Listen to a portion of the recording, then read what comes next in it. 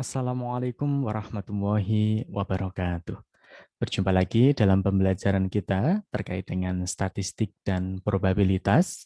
Dan pada kesempatan ini kita akan belajar tentang materi selanjutnya, yaitu regresi linier. Nah, apa yang dimaksud dengan regresi linier gitu ya? Nah, biasanya teman-teman sering mengenal ya, kalau ada suatu korelasi biasanya akan muncul namanya istilah regresi. Nah, pokok bahasannya pada kesempatan ini hanya satu saja. Kita akan membahas tentang pengantar dari analisis regresi, ini ya.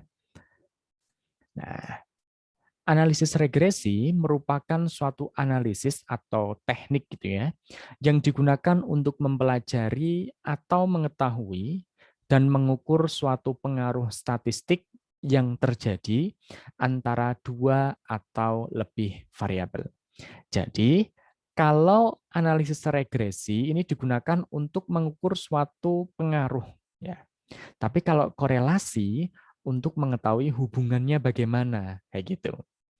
Nah, biasanya pada analisis regresi terdapat variabel terikat, itu kita notasikan dengan Y, dan variabel bebasnya adalah X. Jadi kalau Y ini akan bergantung kepada X, sedangkan X ini sifatnya bebas.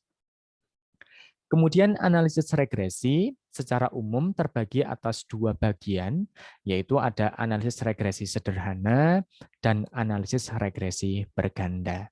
Nah, yang menjadi perbedaannya gitu ya, terkait dengan sederhana dan ganda ini apa gitu. Perbedaan antara analisis regresi sederhana dan ganda itu terletak pada variabel bebasnya. Berarti pada variabel X-nya kan gitu. Di mana kalau regresi berganda ini variabel bebasnya lebih dari satu. Jadi mungkin ada X1, X2, X3, X4, dan seterusnya. Sedangkan untuk analisis regresi sederhana itu hanya akan ada X saja. Berarti bagaimana pengaruhnya X dengan Y itu seperti apa, kayak gitu. Kalau untuk berganda itu mungkin X1, X2, X3 itu berpengaruh nggak dengan Y atau seperti apa. Nah, artinya variabel terikatnya itu dengan variabel bebasnya gitu ya. Berarti variabel bebasnya itu tidak hanya satu kalau kita berbicara regresi berganda atau regresi ganda. Nah, kita lihat sejenak ya, terkait untuk mempermudah dalam perbedaan antara regresi dan korelasi. Kalau kita berbicara korelasi, itu berarti kita akan mencari suatu hubungannya, kayak gitu. Misalkan ada nggak hubungan Y dengan X1 gitu? Ada nggak hubungannya Y dengan X2? Ada nggak X2 itu berhubungan dengan X1? Nah, hubungan semua itu gitu ya, bisa kita cek menggunakan koefisien korelasi. Di mana dari koefisien korelasi kita akan bisa mengetahui gitu. Kalau nilainya mendekati negatif satu atau satu gitu ya, maka hubungannya semakin kuat gitu. Sedangkan kalau mendekati nol, maka hubungannya lemah atau tidak ada sama sekali karena nilainya nol. Berarti kita bisa mengetahui melalui koefisien korelasinya. Ya. Kemudian kalau kita berbicara tentang regresi gitu ya, kita akan mengetahui pengaruhnya seperti apa. Jadi bagaimana variabel X1, X2, dan X3 itu akan berpengaruh kepada variabel Y-nya, yaitu variabel terikat. Kalau X1, X2, X3 berarti variabel bebas, Y-nya terikat dengan X1, X2, X3. Artinya apa? Bagaimana pengaruhnya X1, X2, X3 ini terhadap variabel terikat itu seperti apa. Nah, biasanya kita bisa mengetahui proses analisisnya menggunakan persamaan regresi. Kalau korelasi, kita bisa mengetahui menggunakan koefisien korelasi. Ada yang kalau kita mau menghitung gitu ya, rank Spearman gitu ya, kita bisa menggunakan produk momen gitu ya, atau kontingensi yang lainnya. Kalau koefisien korelasi. Sedangkan nanti persamaan regresi itu digunakan untuk mengetahui pengaruh gitu ya dari variabel bebasnya terhadap variabel terikat. Nah, selain ada perbedaan, pasti juga ada hubungannya dong terkait dengan regresi dan korelasi gitu. Kalau kita berbicara koefisien korelasi, R berarti ini koefisien korelasi untuk suatu sampel gitu ya. Di mana koefisien korelasi ini rentang nilainya dari -1 hingga 1 gitu ya. Maka hubungannya begini.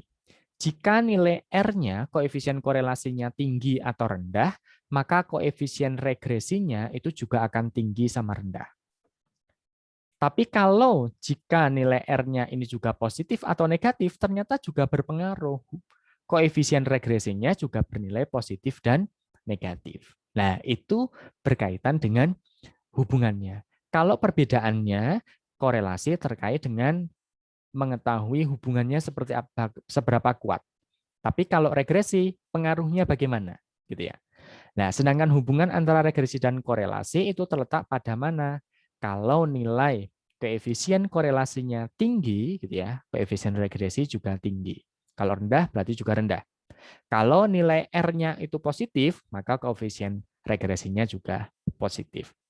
Sehingga gitu ya, dari keterkaitan kedua ini gitu ya, secara fungsional gitu ya, analisis korelasi itu menjadi langkah awal ketika akan melakukan suatu proses analisis regresi. Nah, jadi analisis korelasi dulu kita cek bagaimana gitu ya, barulah kita akan mencari suatu hubungannya melalui analisis korelasi ya. Analisis korelasi kemudian menuju ke analisis regresi sehingga dari analisis regresi akan kita ketahui persamaan regresinya bagaimana. Itulah hubungan dari regresi dan korelasi. Nah, secara umum model regresi itu terbagi menjadi dua, sederhana dan berganda. Sederhana terbagi menjadi dua, ada yang linear dan non-linear, sedangkan berganda juga ada dua, non-linear dan linear. Di mana kalau kita berbicara non-linear itu ada yang polinom, ada yang akar kuadrat, ada yang logaritma, ada yang eksponensial. Tapi di sini kita belajar yang linear dulu lah ya. Belajar yang simple-simple dulu, yang mudah dulu. Baru kita akan menuju ke yang non-linear atau yang seterusnya. Nah, persamaan regresi linear sederhana gitu ya, secara umum memiliki bentuk sebagai YI itu sama dengan beta 0 ditambah beta 1 X1 ditambah epsilon I gitu ya. Nah, di sini jelas ya, Y-nya ada 1, X-nya juga ada 1. Gitu ya. Di mana YI merupakan variabel terikat atau respon pada pengamatan GI, ini bersifat variabel acak, berarti artinya juga bisa bebas gitu ya. Bisa bebas di sini, apapun bisa kita lakukan suatu penelitian. Dan beta 0 merupakan intercept atau suatu konstanta. Biasanya ini tidak begitu penting ya, tapi tergantung dari penelitian juga. Mau pakai beta 0 atau tidak. Gitu. Kemudian beta 1 sebagai parameter atau koefisien regresi, ini yang sangat penting sekali dan ini yang akan dicari. Koefisien regresinya seperti apa, tinggi rendahnya, positif atau negatifnya gitu ya. Dan XI merupakan variabel bebasnya dari pengamatan GI menjadi variabel acak gitu ya. Dan epsilon I merupakan error atau galat pada pengamatan GI. Nah, itu merupakan regresi linear sederhana. Sedangkan kalau kita berbicara regresi linear berganda gitu ya, maka di sini banyak sekali ya. X1I, X2I, X3I, sampai XNI, ditambah epsilon I. Gitu ya. Epsilon I adalah errornya atau galatnya.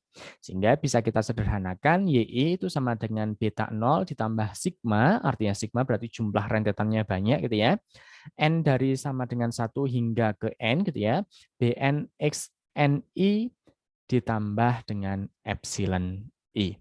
Di mana Y-nya sebagai variabel terikat, beta 0-nya intercept-nya, kemudian beta 0 beta N-nya adalah parameter dari parameter atau koefisien regresinya, XNI-nya variabel bebas dari pengamatan, dan epsilon I-nya merupakan error atau galat dari suatu pengamatan GI.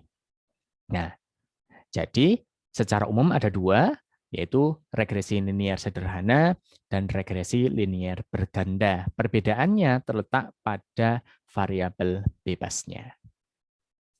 Nah, itulah terkait sedikit pengantar tentang analisis regresi.